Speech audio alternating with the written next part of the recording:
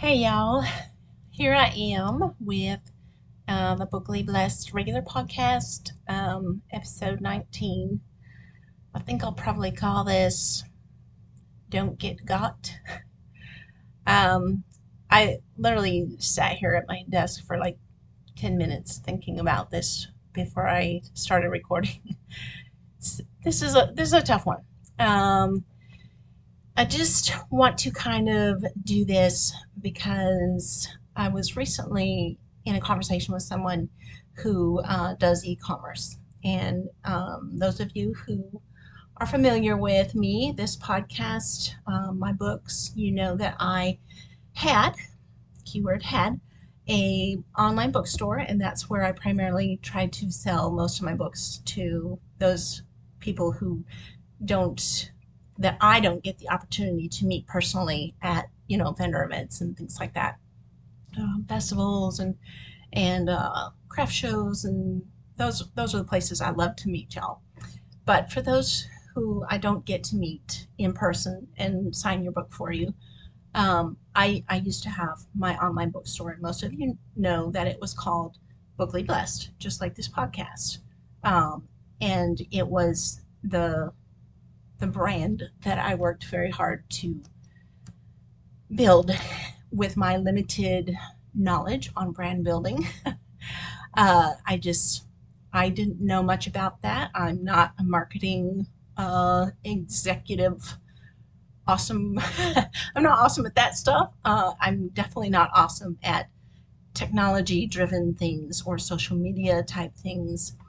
Um, but that is something that just kind of came to me. The name Bookly Blessed came to me, and I was really excited about it because, I grew up hearing the words, we are richly blessed.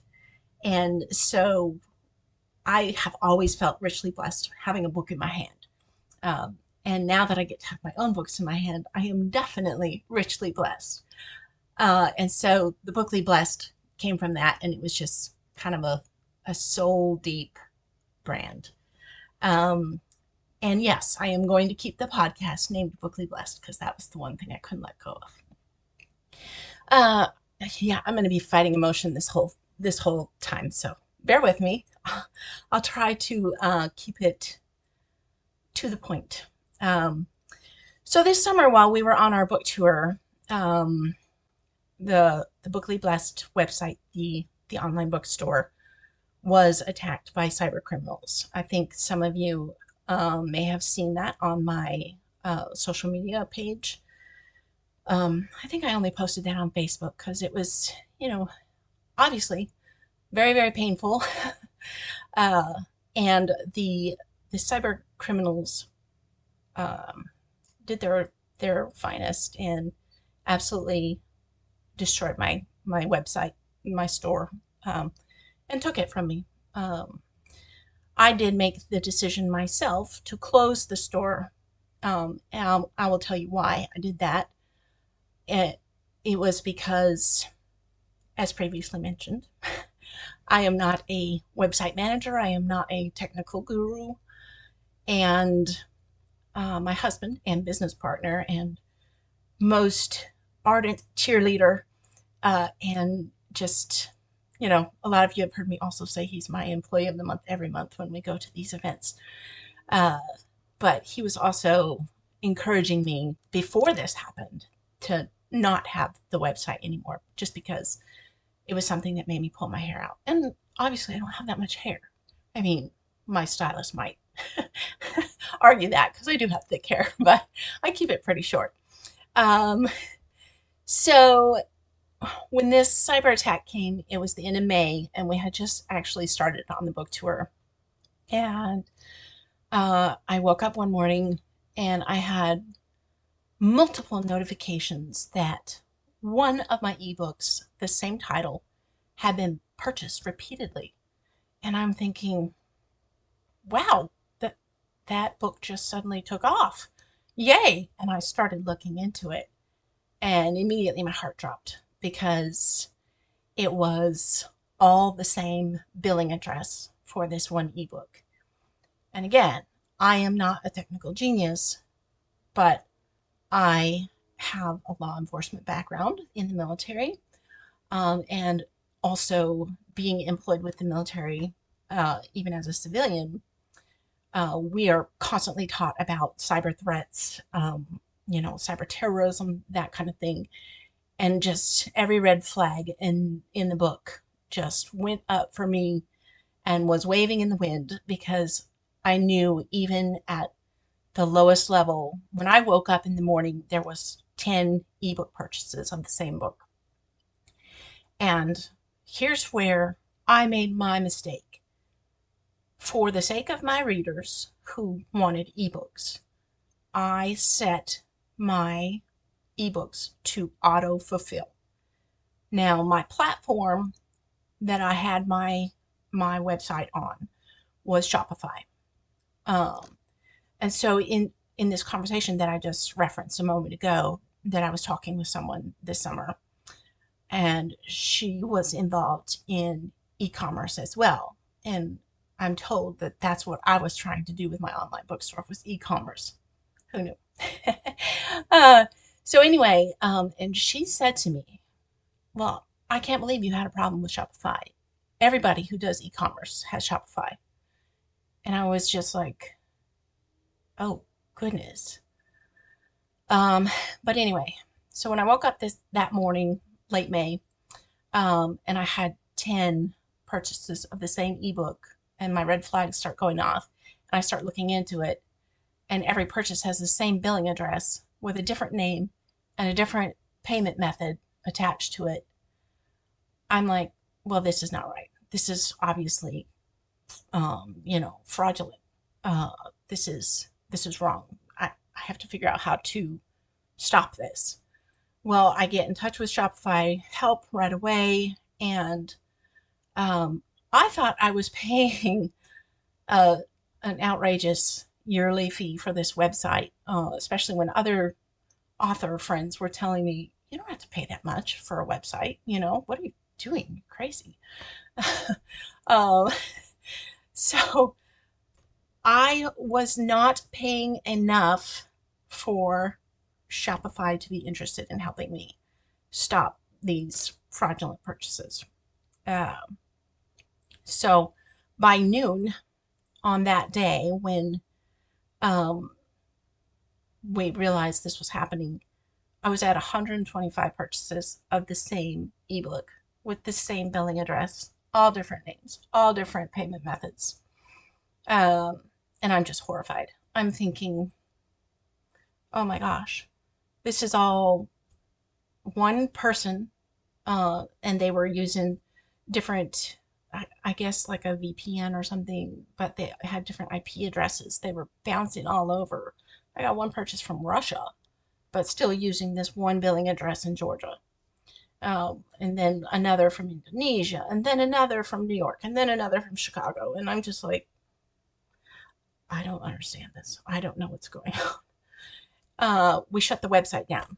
We put up a under maintenance notice because we didn't want people to be concerned, of course. Meanwhile, I'm over here having a heart attack, okay?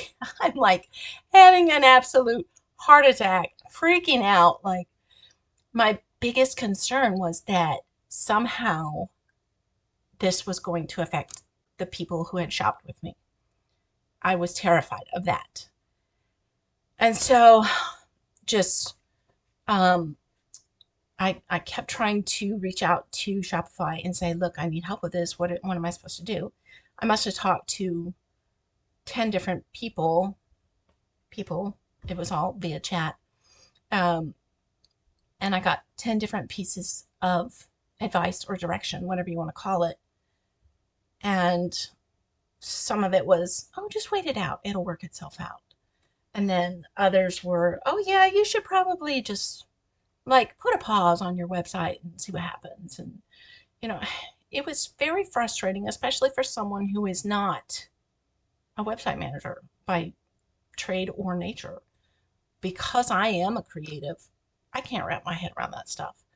Um, and I'm never going to be able to. In fact, my poor kids regularly get roped into helping me with this technical stuff whether they want to or not. And I'm sorry, guys, for making y'all do that. Um, but they, they try so hard to rescue me.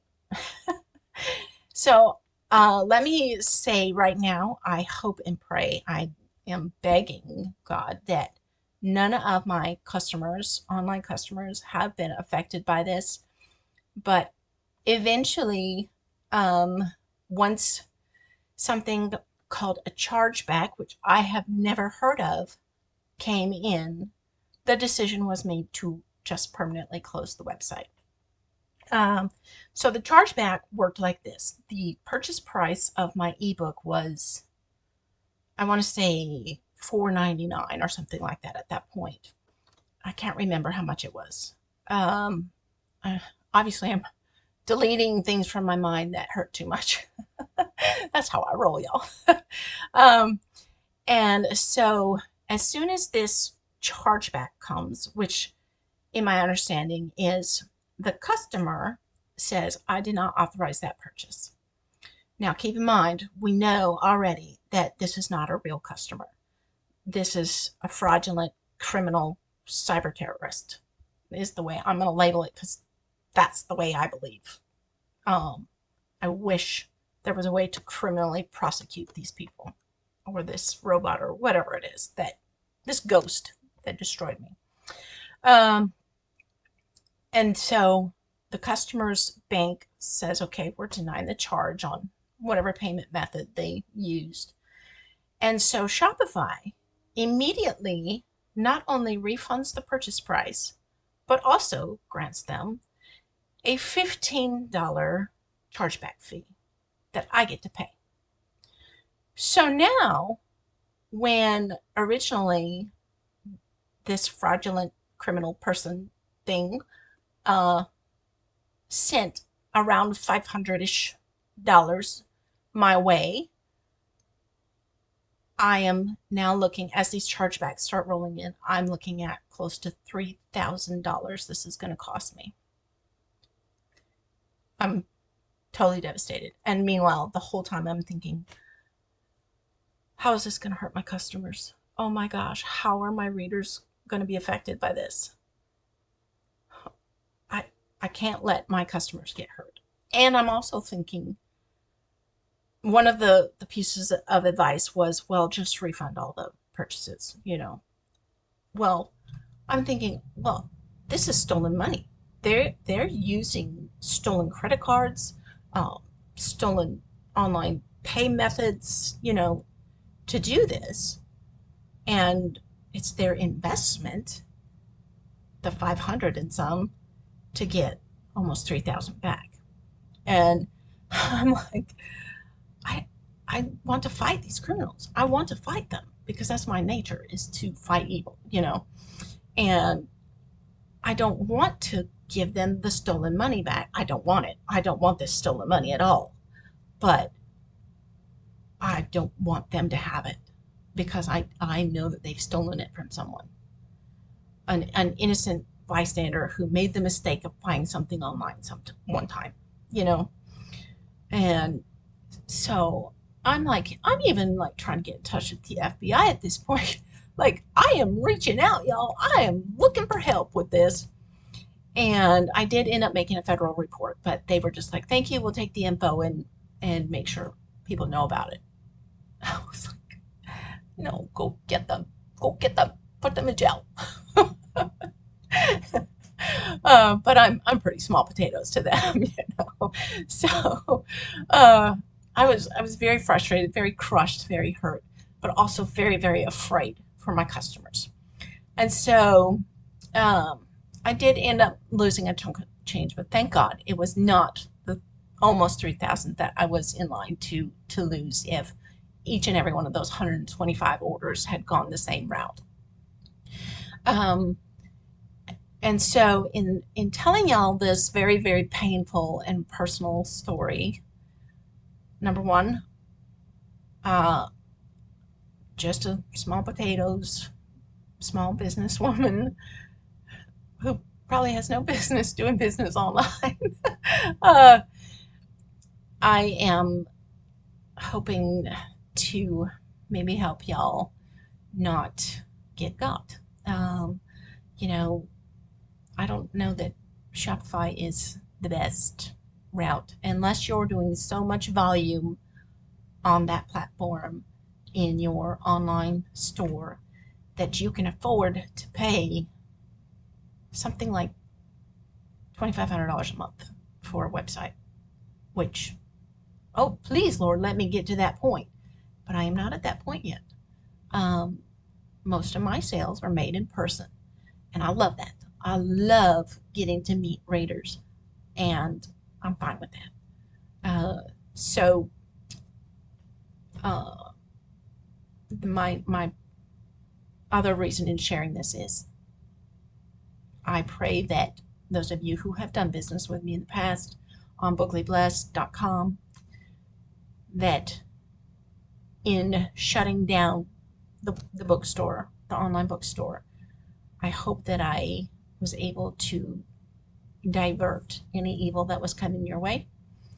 Um, and I hope and pray that you were not affected by this terrorism, this cyber terrorism that hit me so hard and really, really took the wind out of my sails. It was very, very crushing to let go of that brand. Uh, but it's also possible that I was just a little bit too proud of that. You know, it took me a long time to get to the point where nobody batted an eye when I said, "Oh yeah, I have my own online bookstore. It's right here. Here's the address." I would love for you to go get an audiobook from there, go get an ebook from there. Uh, and also, in saying all that, my audiobooks are not yet in Audible, which is the audiobook provider through Amazon.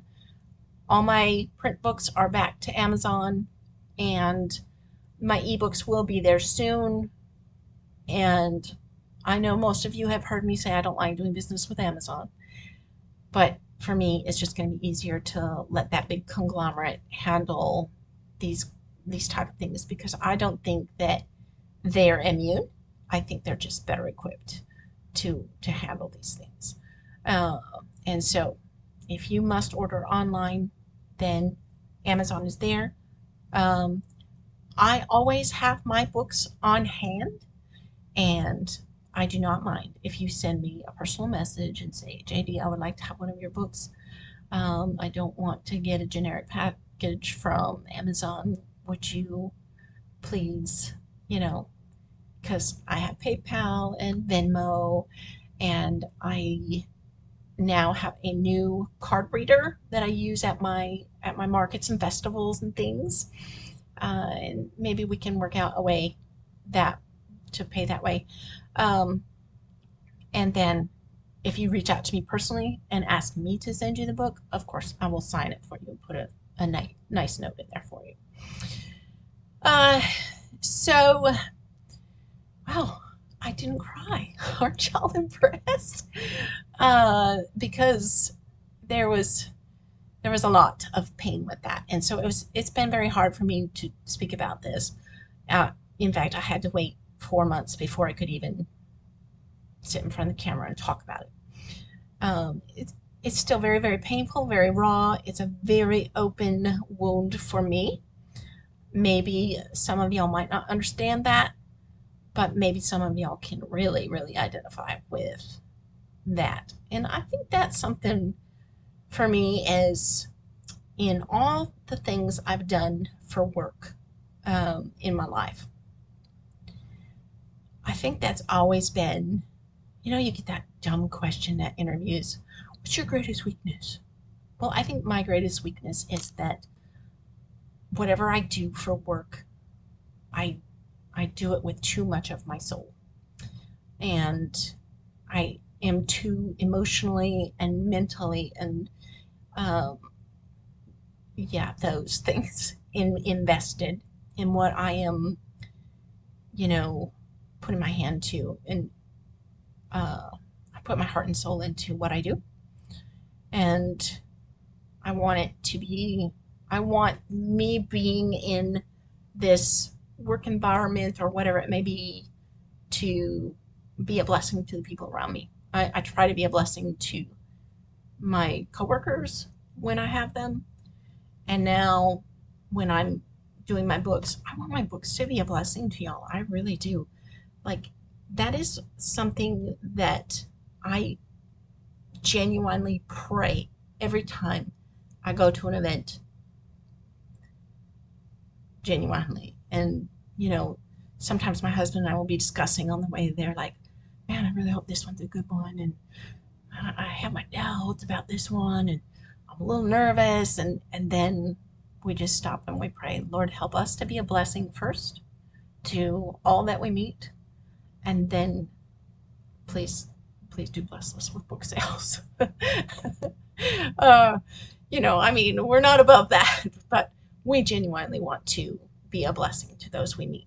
And I really, really need my books to be a blessing to those who read them.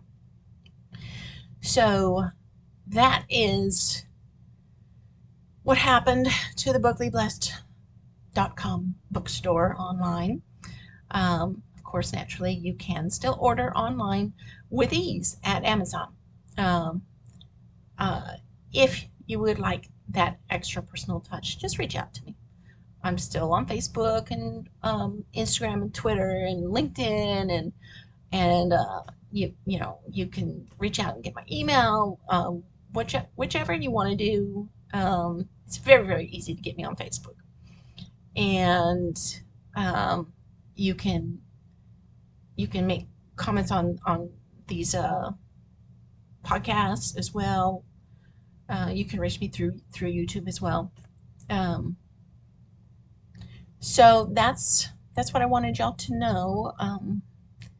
It was very sad for me, and I'm not trying to make y'all sad in telling you this. Really, I just wanted to warn you, if you're considering e-commerce, just do a lot of research and uh, find out what you need to do to protect yourself and your customers. And if you're selling something digital, I wouldn't recommend autofulfill. The reason I selected autofulfill for my ebooks and audiobooks was because I didn't want someone to be sitting in an airport at 2 a.m. waiting for their next flight and needing something to read.